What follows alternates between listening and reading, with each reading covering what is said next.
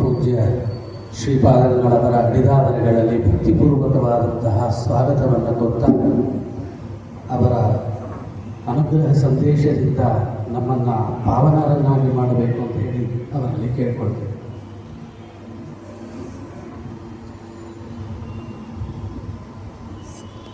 ವ್ಯಾಸಾಯ ಭವನಾಶಾಯ ಶ್ರೀಶಾಯ ಗುಣರಾಶಯೇ ಹೃದ್ಯಾಯ ಶುದ್ಧವಿದ್ಯಾಯ ಮಧ್ವಾಯ ಚ ನಮೋ ನಮಃ.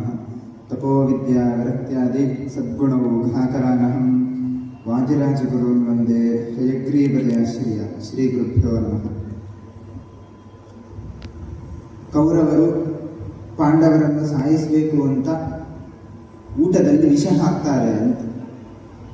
ನಂತರ ಅದನ್ನು ಎಲ್ಲವನ್ನು ತಿಳಿದಂತಹ ಭೀಮ ತಾನೇ ಎಲ್ಲವನ್ನು ನುಂಗ್ತಾನೆ.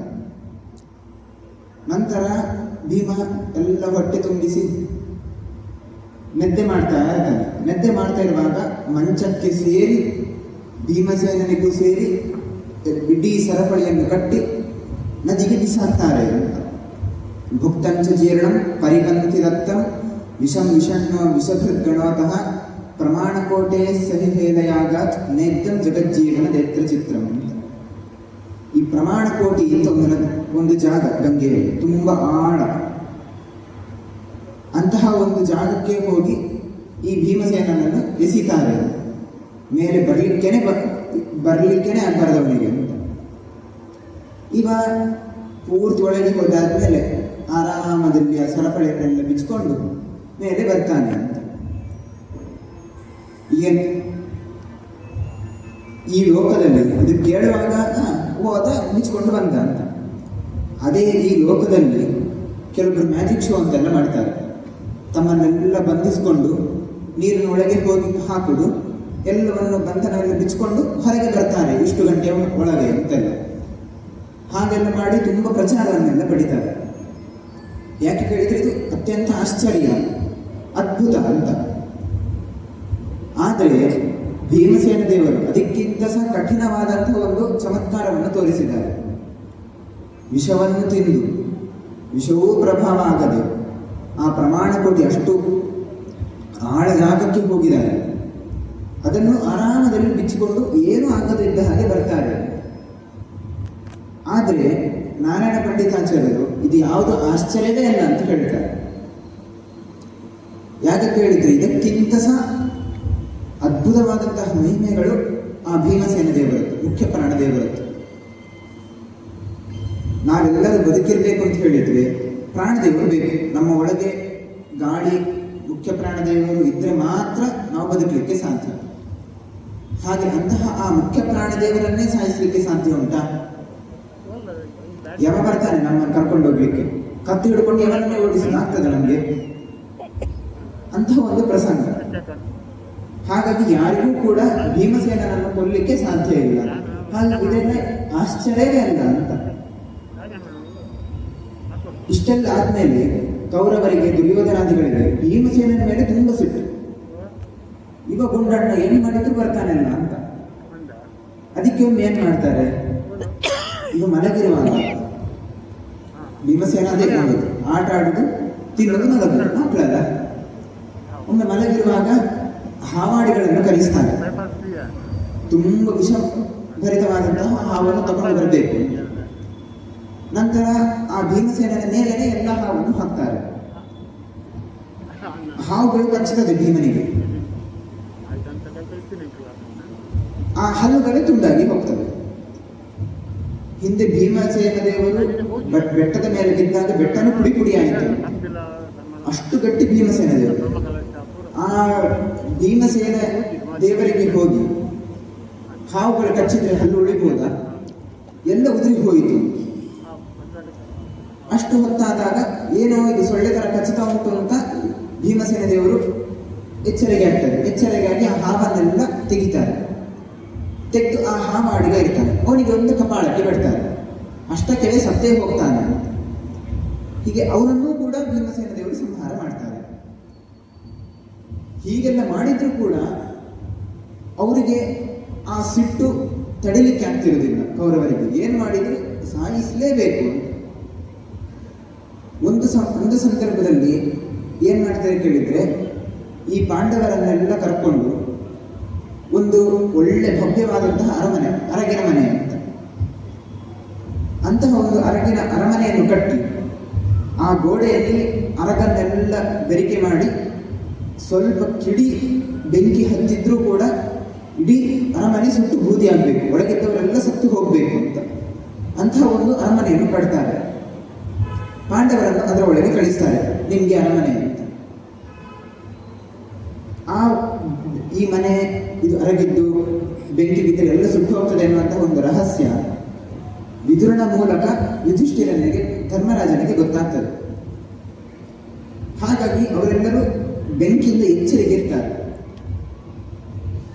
ಈ ದುರ್ಯೋಧನ ಅರಮನೆಯಲ್ಲಿ ಒಬ್ಬ ಸೇವಕನನ್ನು ಕಳಿಸ್ತಾನೆ, ತನ್ನ ಆಪ್ತ ಸೇವಕ.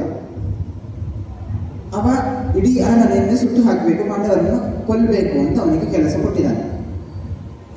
ಅವ ಏನ್ ಮಾಡ್ತಾನೆ, ರಾತ್ರಿ ಎಲ್ಲರೂ ಮಲಗಿರ್ತಾರಲ್ಲ, ಆಗ ಅರಮನೆಗೆ ಬೆಂಕಿ ಕೊಡುವ, ಎಲ್ಲರನ್ನು ಸಾಯಿಸುವ ಅಂತ ಪ್ಲಾನ್ ಹಾಕಿರ್ತಾನೆ. ರಾತ್ರಿ ಆಗಿದ್ದು ಕಾಯ್ತಾನೆ, ಎಚ್ಚರಿಕಿರ್ತಾನೆ. ಕಡೆಗೆ ನೋಡಿದ್ರೆ ಅವ ಮಾತ್ರ ಅಲ್ಲ, ಇಲ್ಲಿ ಭೀಮಸೇನ ದೇವರು ಕೂಡ, ಭೀಮನು ಕೂಡ ಎಚ್ಚರಿಕೆ. ಇವ ರಾತ್ರಿ ಹಾಕು ಅಂತ ಹೇಳಿದ್ರೆ ರಾತ್ರಿ ಭೀಮಸೇನ ದೇವರಿದ್ದಾರೆ, ಹಾಕ್ಲಿಕ್ಕೆ ಆಗುದಿಲ್ಲ. ಸರಿ, ಹಾಗಾದ್ರೆ ಬೆಳಿಗ್ಗೆ ಹಾಕ್ಬೋದಲ್ಲ? ಇಲ್ಲ, ಬೆಳಿಗ್ಗೆಯೂ ಕೂಡ ಎಚ್ಚರಿಕಿದ್ದಾರೆ. ಭೀಮಸೇನ ದೇವರು ಇವ ಯಾವಾಗ ಹಾಕ್ತಾನೆ ಅಂತ ಕಾಯ್ತಿದ್ದಾರೆ.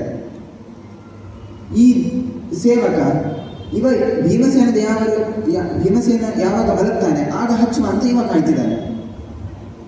ಎಷ್ಟು ಸಮಯ ಹೀಗೆ ಕಾಯ್ಬೋದು? ನಿದ್ದೆ ಮಾಡದೆ 1-2-3 ದಿವಸನ, 6 ತಿಂಗಳಂತೆ.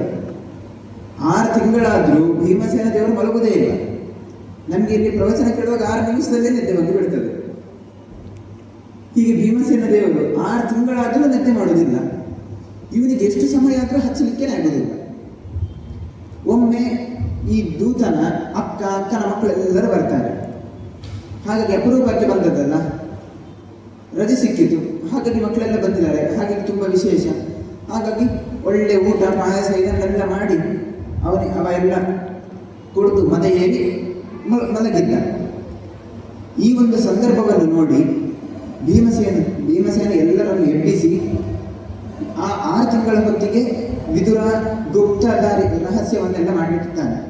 ಹೋಗ್ಲಿಕ್ಕೆ ಒಂದು ಜಾಗ ಅಂತ ಗೊತ್ತಾಗದಿದ್ದಾಗ ಸೀದಾ ಕಾಡಿಗೆ ಹೋಗುವಂತಹ ಒಂದು ಸುರಂಗ ಮಾರ್ಗವನ್ನು ನಿರ್ಮಾಣ ಮಾಡ್ತಾನೆ.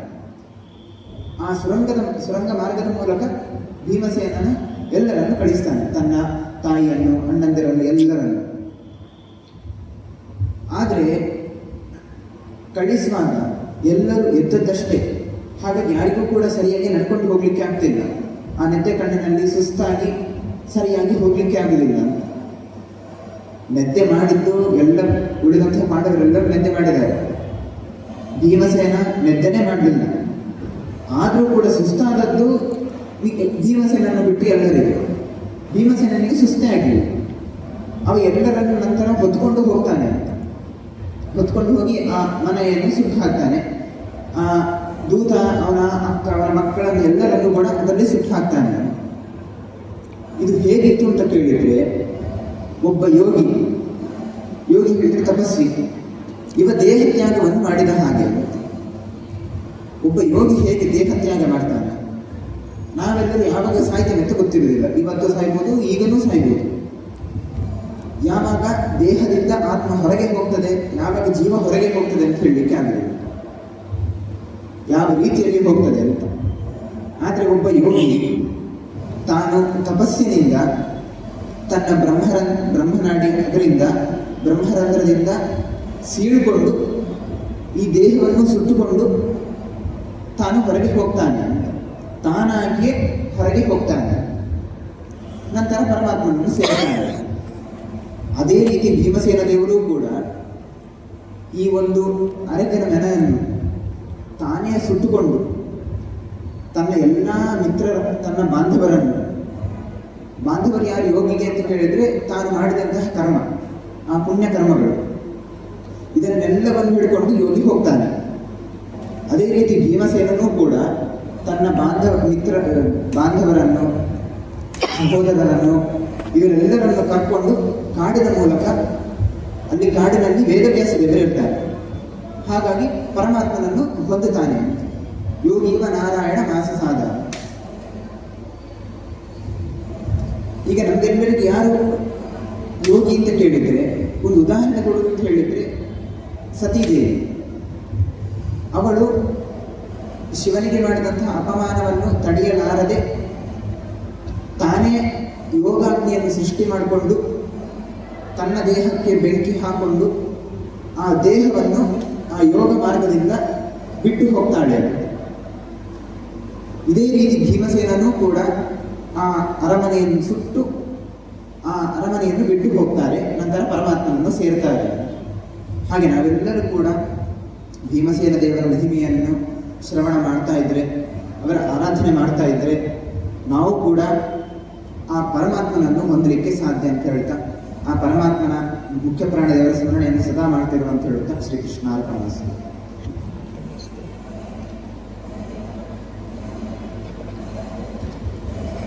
ಭೀಮಸೇನ ದೇವರ ಆರಾಧನೆಯನ್ನು ಮಾಡಿದರೆ ಎಂದಿಗೂ ಕೂಡ ವಿಷದ ಬಾಧೆ ಆಗುವುದಿಲ್ಲ ಮತ್ತು ಅಗ್ನಿಯ ಬಾಧೆಗಳು ಯಾರಿಗೂ ಕೂಡ ಆಗೋದೇ ಇಲ್ಲ. ಭೀಮಸೇನ ದೇವರ ಅನುಗ್ರಹದಿಂದಲೇ ಪರಮಾತ್ಮನನ್ನು ಹೊಂದಲಿಕ್ಕೆ ಸಾಧ್ಯ ಎನ್ನುವಂತಹ ಸಂದೇಶವನ್ನು ನೀಡಿದಂತಹ ಪರಮಪೂಜ್ಯ ಶ್ರೀಪಾದಂಗಳವರ ಅಡಿದಾವರೆಗಳಲ್ಲಿ ಭಕ್ತಿಪೂರ್ವಕವಾದಂತಹ ನಮಸ್ಕಾರಗಳನ್ನು ಸಮರ್ಪಣೆ ಮಾಡಿ